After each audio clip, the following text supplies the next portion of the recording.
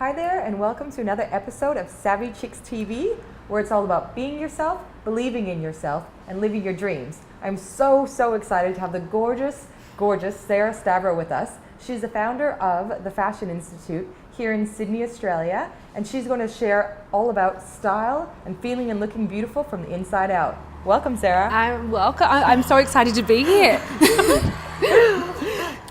Well, we're just going to start off with, where did you come from?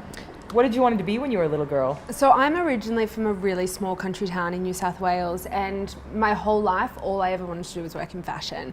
And I used to just read my mum's magazines for hours, and so when I turned 18 I finally was allowed to leave the country and they let me come to Sydney, and I just sort of started from the ground running. I cold called, I got internships. All I ever wanted to do really was work in magazines.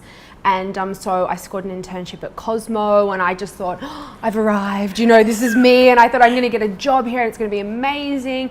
And then after a few weeks of interning, I was kind of like, oh, I don't really like this. And it was just such a shock to me, because I was like, this is what I wanted to do. And so I got another internship at a PR agency, and I didn't even know what PR was. I was 18, I didn't know what it was.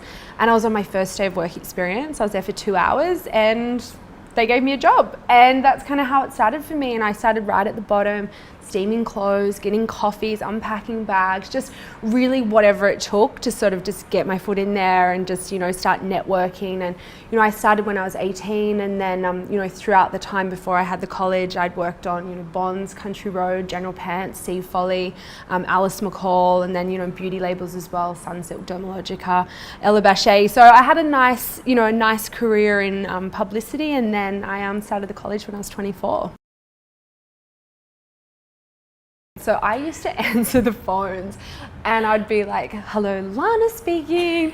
And, I'd make out I was the receptionist, and then I'd sort of go, oh, okay, well, I'll put you onto the college director. And then I'd put it on mute, and then I would go, hello, Sarah speaking. And it was like, if anyone would have been watching me, it would have been so funny to see. But the funny thing is, I was telling you this before, the girl that I first hired, I used to pretend I was this girl, Lana, and the girl that I first hired's name was Lana. And it was just, I don't know, it just meant to be. It was just so bizarre, but it was just, I had to do it. Like, in my mind, this was huge. Like, this was like an empire. And it is huge now. Well, it is now, and that's the thing. Like, I've got staff, and it's great, and it just, I just needed to fake it until I made it, really. So now you have some wonderful students at the Fashion Institute. So what does the course look like? So we have the one course, but it covers 20 different subjects. So we focus mainly on fashion business. So it's not the design elements, it's more, PR, marketing, styling, magazines. The girls and guys, I should say, study, and then we also put them through work experience or an internship program.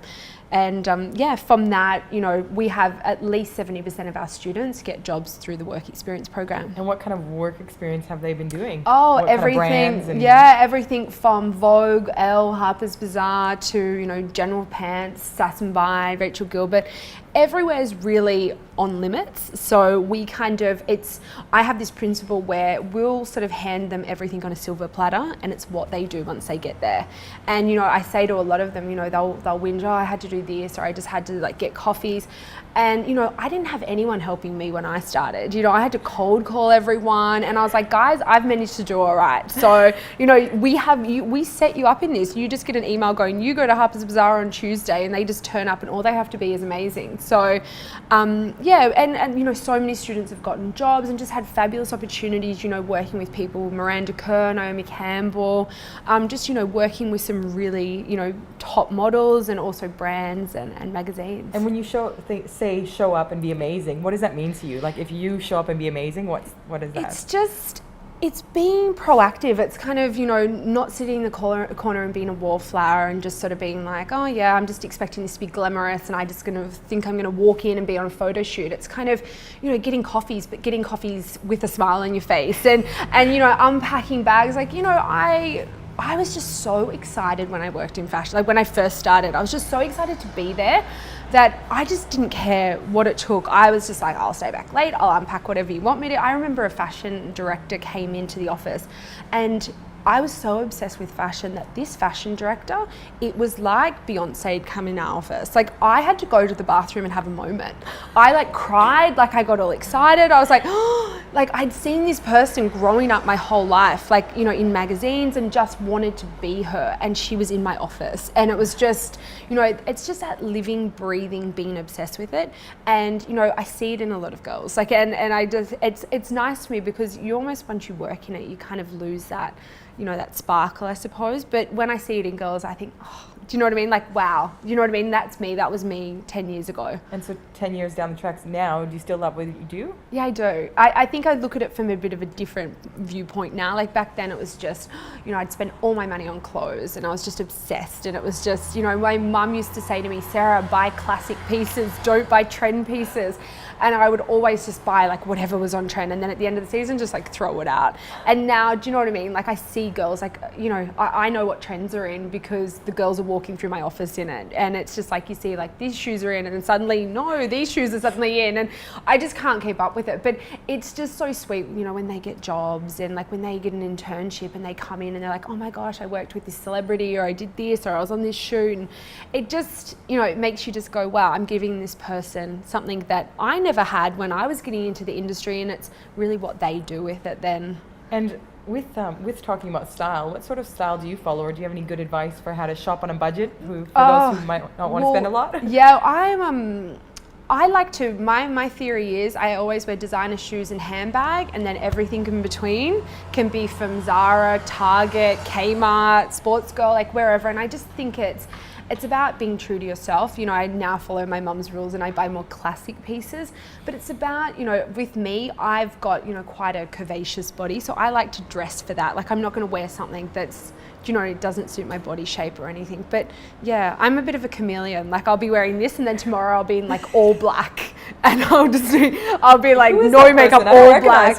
Yeah, and it's just, I just think it's just, you know, I like to dress for the occasion. Just have fun with it. Don't be like too, you know, take it too seriously. And what do you think makes a woman beautiful? Oh, I think it's that inner beauty. It's that a smile, just a confidence. It's just someone that you can just have a chat with and just, you know, feel like you connect. Like, you know, when we met, we just sort of connected straight away, and it's just, you can just, you know, it's not sort of judging someone else or being like, oh, I do this, like they do something, you know, I'm not even going to talk to them or anything. Like I'm all about this, like helping everyone, encouraging everyone. And I don't know if that's coming from my like country roots, or I don't know what it is, but it's just, I don't know. It's authentic and nice. And I think with the savvy chicks that we're talking to here, it can be quite challenging at school when, you know, you're made to conform, or you're not going to fit in if you do that or wear that or say that or don't do that. And how do you feel about that? Oh, I was from a small country town of 5,000 people and was always obsessed with clothes.